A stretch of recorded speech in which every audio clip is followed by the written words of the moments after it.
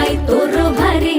दिसते भारी गणपतीची स्वारी अन आला धादिस मामाच्या घरी मालवण चिपळूण सावंतवाडी माझ्या कोकण गावांचो दिमाग भारी दिसते भारी गणपतीची स्वारी माझ्या कोकणा वाटे तुम्ही